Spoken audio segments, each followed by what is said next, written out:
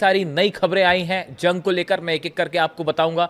देखिए, Donald Trump ने कहा है कि हम 10 दिन कोई हमला नहीं करेंगे, शायद वो 10 दिन और तैयारी करना चाहते हैं। इसके अलावा खबरें आई हैं कि हिजबुल्लाह ने जो है ज़बरदस्त मिसाइल अटैक्स किए हैं इसराइल के ऊपर, और अब हिजबुल्लाह भी जो है वो बैलिस्टिक मिसाइल्स फायर कर रहा है, जिससे खासा नुकसान हो रहा है इसराइल को। जो ईरान मिसाइल्स फायर कर रहा है वो तो कर ही रहा है। इसके अलावा हूती की तरफ से अब जो है एंट्री हो गई है हूती की, और हूती ने साफ कर दिया है कि अगर किसी भी तरह के और हमले होते हैं ईरान पे तो बाब अल मंदाब स्ट्रेट्स को बंद कर दिया जाएगा। ये मैंने आपको पिछले वीडियो में बताया था, और अल्टीमेटली देखिए हूती की एंट्री साफ दिखाई दे रही है। इसी के बीच जर्मनी के विदेश मंत्री का एक और नया बयान आ गया है। उन्होंने कहा है कि अब ईरान और अमेरिका के बीच में सीधी बातचीत हो सकती है बिना किसी मध्यस्थता के। तमाम चीजें, तमाम बातें ईरान की तरफ से फिर साफ कर दिया गया है कि किसी तरह की कोई बातचीत नहीं होगी। ये सब कुछ डेवलपमेंट है, लेकिन इस बीच बेहद अहम खबर जो नॉर्थ कोरिया से आ रही है, और यह कहा जा रहा है कि एक बार फिर नॉर्थ कोरिया के लीडर किम जोंग उन ने इशारों इशारों में ईरान से यह कह दिया है कि अब फौरन न्यूक्लियर टेस्ट करिए, अब तो जल्दी से न्यूक्लियर बम बनाइए, अब जल्दी से न्यूक्लियर परीक्षण कर लीजिए, एटम बम का धमाका कर दीजिए, अब और इंतजार मत करिए। यह संदेश आया है किम जोंग उन का ईरान के लिए। जिस तरह से ये ईरान पर हमले हुए उसके बाद किम जोंग उनकी तरफ से अपनी सेना को ये कहा गया है कि जो हमारा स्टैंड था न्यूक्लियर टेस्ट करने का, न्यूक्लियर बम बनाने का, वो पूरी तरह से सही साबित हुआ, अब यही हमारी रक्षा भी कर रहा है, ये कहना है किम जोंग उन का। देखिए, नॉर्थ कोरियन जो खबर है मैं आपको बताऊं, North Korean leader Kim Jong Un has vowed that his country is not stepping back from nuclear weapons, not now, not later, not ever.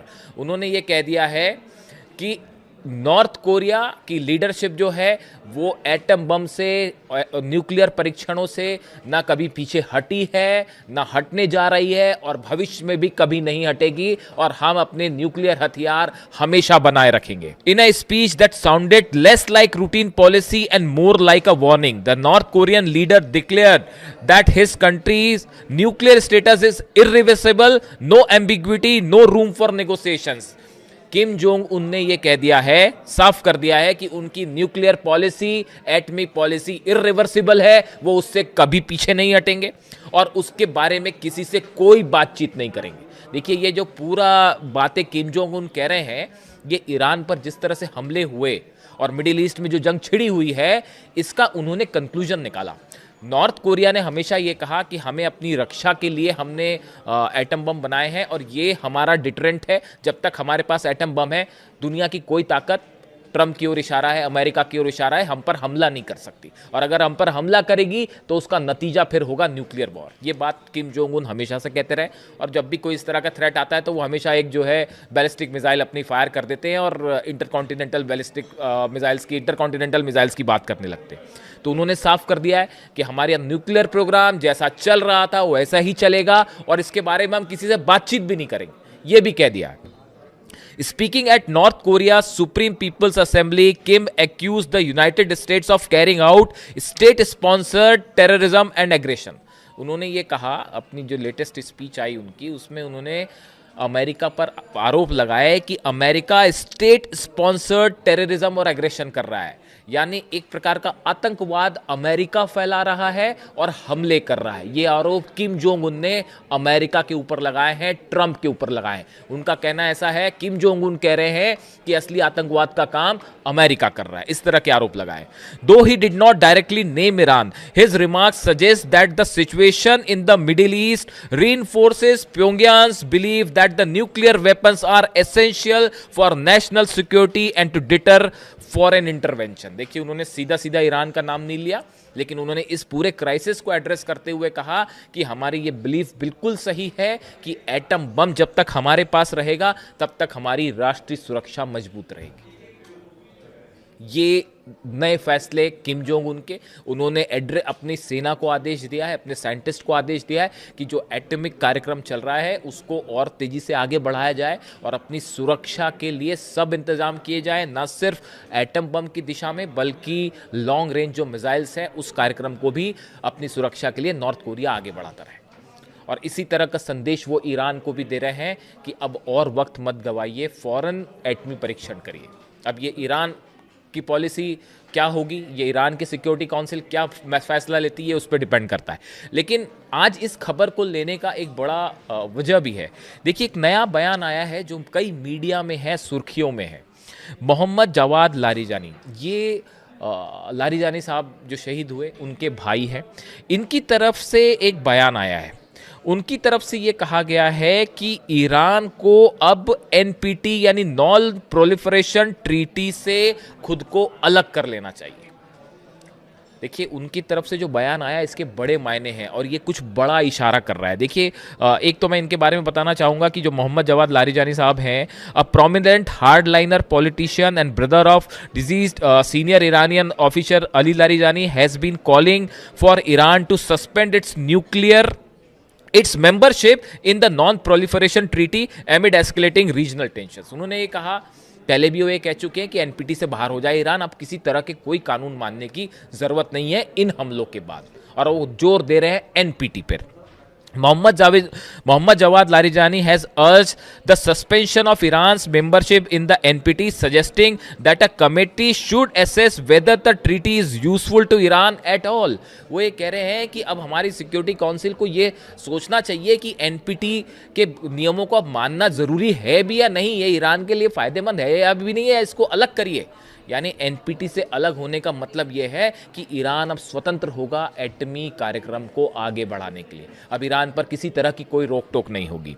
Shifting doctrine को लेकर भी बड़ी खबर है। देखिए, कहा जा रहा है कि जिस तरह से हमले हुए ईरान में, उसके बाद एक बड़ा ग्रुप है ईरान में जिसका ये मानना है कि जिस तरह से सुप्रीम लीडर को निशाना बनाया गया, छोटे छोटे बच्चों पे हमले किए गए और ईरान के अलग अलग इंस्टॉलेशंस पर हमले हुए, इतने ज़्यादा हमले हुए हैं, उसके बाद अब एटम बम की दिशा में ईरान को आगे बढ़ना चाहिए। ये एक बड़ा ग्रुप है ईरान में जो अब इस बात को मानता है, खासकर अली खामेनी साहब की शहादत के बाद। शायद ये बहुत गुस्सा है ईरान में जो देखने को मिल रहा है। जो तस्वीरें आ रही हैं ईरान से, आपने देखी होगी, एक मैं तस्वीर देख रहा था अभी जिसमें एक मुश्किल से 3 साल की बच्ची होगी, वो एक मार्च को लीड कर रही है। तेहरान में एक मार्च निकलता है जिसमें हज़ारों लोग पीछे चल रहे हैं और उसको लीड कर रही है ईरान की 3 साल की बच्ची, और वो हाथ में ईरान का झंडा लिए हुए है और अली खामेनी साहब की तस्वीर लिए हुए है और उस मार्च को लीड कर रही है और पीछे पीछे हज़ारों ईरानी चल रहे हैं। उसको देख के जो पहली बात मन में आ रही कि मान लो इस 3 साल की जो बच्ची है ईरान की, ये भारी पड़ गई है पूरी अमेरिका की सेना के ऊपर, ये भारी पड़ गई है उस टॉम हॉक मिसाइल के ऊपर, ये भारी पड़ गई है F-35 जेट के ऊपर, ये भारी पड़ गई है उस बड़े बड़े एयरक्राफ्ट के ऊपर। 3 साल की बच्ची ईरान की, उसका हौसला देखिए। यही हौसला है कि आज दुनिया की सबसे बड़ी ताकतें जो है वो घुटने पर हैं ईरान के सामने। तस्वीरें जो आ रही है वहाँ से आप खुद देखिए, कुछ बोलने की ज़रूरत नहीं है, उस पर मैं अपने मुद्दे पर वापस आता हूँ। देखिए, जिस तरह से अली लारिजानी साहब की शहादत हुई उसके बाद जो मैं बात कर रहा था कि कई सारे लोग ये मान रहे हैं और उसमें बताया जाता है कि मोहम्मद जवाद लारिजानी जो हैं एक हार्डलाइनर हैं और उनका रुख ज़्यादा एग्रेसिव होता है, आक्रामक होता है, सेना से जुड़े रहे हैं वो हमेशा। तो उनका इस तरह का बयान है, उनका इस तरह की बात है कि एनपीटी से अलग हो ईरान। इशारों इशारों में वो ये कह रहे हैं कि अब ईरान को किसी भी रूल्स एंड रेगुलेशंस को मानने की ज़रूरत नहीं है, खासकर इंटरनेशनल या एनपीटी से जुड़े, और अपनी सुरक्षा के लिए एटमी धमाका करना चाहिए। इस तरह की उनकी इशारों इशारों में ये बात करें। हालांकि जो मुस्तफा खामेनी हैं ईरान के नए सुप्रीम लीडर, उनकी तरफ से बयान आया है कि हमारा एटम बम जो है वो हमारा ईरान का हौसला है, ईरान की हिम्मत है, इस तरह का वो बयान आया है उनका। लेकिन लगातार ये एटमी परीक्षण वाली बात अब जो है वो बढ़ती जा रही है, ईरान में डिमांड बढ़ती जा रही है। देखिए, कुछ समय पहले एक बयान आया था, वो भी अमेरिका की तरफ से इस तरह के बयान दिए गए कि 48 घंटे के अंदर जो है वो ईरान जो है वो न्यूक्लियर बम बना सकता है, एटमी परीक्षण कर सकता है, इस तरह के बयान आए। उस समय भी ये जो मोहम्मद जवाद लारिजानी साहब हैं, इनकी तरफ से ये बयान आया था कि अगर दुश्मन ऐसा सोचता है तो दुश्मन गलत नहीं सोच रहा। उन्होंने कहा था कि अमेरिका अगर ये सोच रहा है कि 48 घंटे में हम बना सकते हैं बम, तो आप गलत भी नहीं सोच रहे हैं, आप सही सोच रहे हैं। लेकिन वो तो ये हमारी मॉरलिटी के हमने बम नहीं बनाया, ये बात हमेशा कही जा रही। कई एक्सपर्ट ये कह रहे हैं कि अगर खामेनी साहब चाहते तो कब का न्यूक्लियर धमाका कर देते, लेकिन उन्होंने कहा कि नहीं, हम वेपन ऑफ मास डिस्ट्रक्शन नहीं बनाएंगे, और वो इस बात पर कायम रहे।